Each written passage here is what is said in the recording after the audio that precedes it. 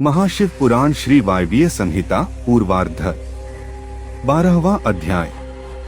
सृष्टि वर्णन। वायुदेव बोले, हे ऋषिगण, ब्रह्मा जी को सृष्टि की चिंता हुई और तपोमय मोह पैदा होने से अंधेरा छा गया। उस समय आत्मा वाली सृष्टि पैदा हुई, पर ऐसी सृष्टि देखकर ब्रह्मा जी व्याकुल हो गए और उन्होंने दूसरी सृष्टि की रचना की। यह सृष्टि पक्षियों की थी और पैदा होते ही कुमार पर पड़ गई। तब ब्रह्मा जी ने तीसरी बार सात्विक अर्थात देवताओं की सृष्टि की रचना की, परंतु इस सृष्टि से भी ब्रह्मा जी को संतोष नहीं हुआ। तब उन्होंने मानव सृष्टि का निर्माण किया। यह सृष्टि सुंदर और रजोगुण वाली थी। ब्रह्मा की बनाई पहली सृष्टि को महत, दूसरी को भूत सृष्टि और तीसरी को वैकारिका इंद्र प्राकृतिक सृष्टि कहा गया। चौथी सृष्टि को मुख्य, पांचवी को वक्र स्रोत, छठी को ऊपरी स्रोत से देव सृष्टि, सातवीं को मानव सृष्टि, आठवीं को अनुग्रहपूर्ण सृष्टि और नौवीं को युवा सृष्टि कहा गया। सबसे पहले ब्रह्मा ने सनक, सनंदन, सनातन, सनत कुमार और ऋभु मानस को जन्म दिया। ये सभी योग मार्ग के अनुयायी बन गए। इस प्रकार जब सृष्टि नहीं बढ़ी तो ब्रह्मा दुखी होकर तपस्या करने लगे, लेकिन जब बहुत समय बीत जाने के बाद भी कोई फल नहीं मिला तो ब्रह्मा क्रोधित हो गए। क्रोध के कारण उनकी आंखों में आंसू आ गए, जिससे भूत प्रेत पैदा हो गए। यह सब देखकर दुखी ब्रह्मा जी ने देह त्याग दी।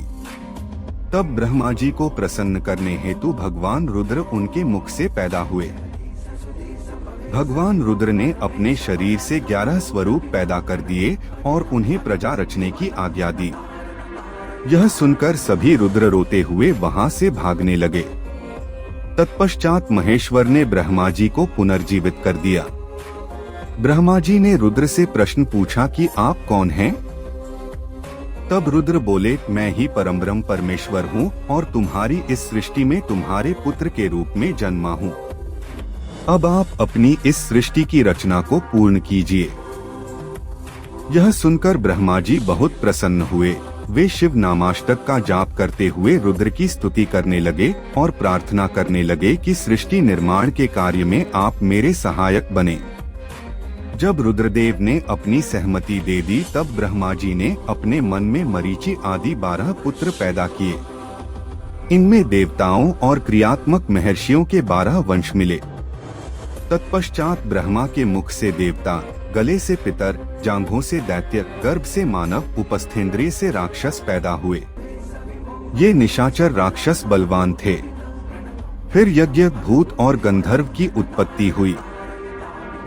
ब्रह्मा जी की दोनों कांखों से पक्षी, वक्ष से अन्य पक्षी, मुख से बकरी, पांव से घोड़े, हाथी, शलभ, मृग, ऊंट, खच्चर, नेवले आदि ने जन्म लिया।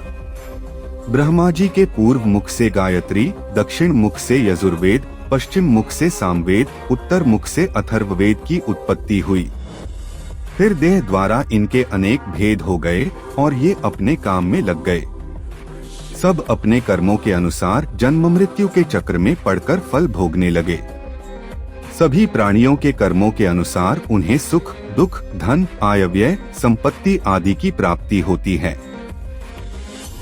युग एवं समय के अनुसार ही प्राणियों के गुण, कर्म व स्वभाव होते हैं।